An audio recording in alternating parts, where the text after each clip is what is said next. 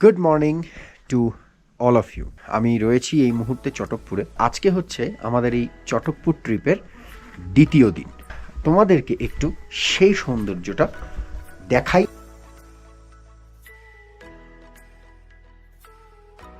বন্ধুরা জাস্ট দেখো, ওই যে দূরে দেখছো, এই দেখো সানরাইজ হয়েছে।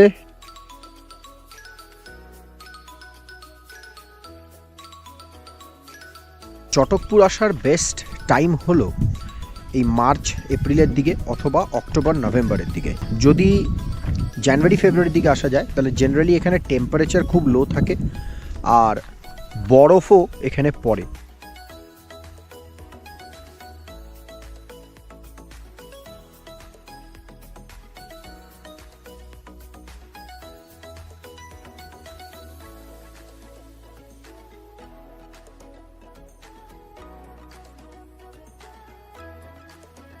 সো বন্ধুরা, এখন যাচ্ছি হলো চটকপুর থেকে সেন্ট্রাল ফরেস্ট, একদিনের ট্রেক। ওখান থেকে যাব কালাপোখরি, আর এটা একটা জঙ্গল ট্রেক। সো যারা যারা চটকপুর আসবে এই ট্রেকটা অবশ্যই তোমরা অ্যাটেম্প্ট নিতে পারো। এবং প্রাইসিং বলে দিই, যারা শেরপা গাইড থাকবে, একটা গাইড তোমাদের নিতে হবে। এই যে আমার পেছনে শেরপা দাদা আছে। তোমরা একা অ্যাটেম্প্ট নেবে না, না হলে কিন্তু it will be very risky one. Trek guide যিনি দাদা আছেন উনি মোটামুটি একদিনে চার্জ করবেন 2000 টাকা। আমার এই পুরো ব্লগটা কিন্তু দেখবে। সত্যি বলতে মানে যারা নেচার লাভার তাদের জন্য এই ট্রেকটা সত্যি অসাধারণ। ওই যে ওইখানে যাব, সো অনেকটা স্টিপ ডাউন করতে হবে।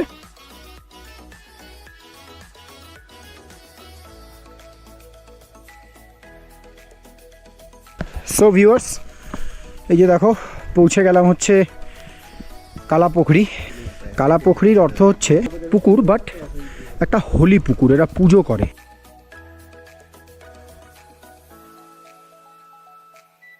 বন্ধুরা, আমরা রুট হারিয়ে ফেলেছি, আমাদের বাকি টিম আগে পৌঁছে গেছে। সো বন্ধুরা, আলটিমেটলি টিমের সাথে দেখা হয়েছে।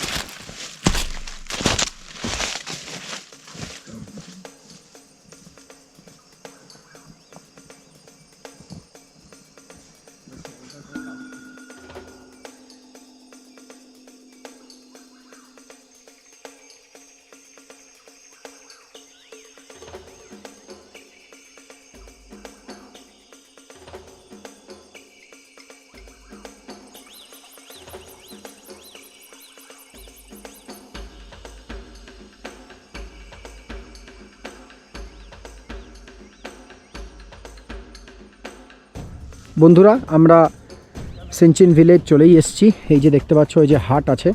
তার আগে তোমাদেরকে দেখিয়ে দিই আমরা কোন জায়গাটা থেকে এসেছি। ওই যে মেঘে ঢাকা যে পেছনের দিকে পাহাড়টা দেখছো, ওখান থেকে এই এন্টায়ার পাহাড় ক্রস করে আমরা এই সেনচিন ভিলেজে পৌঁছেছি।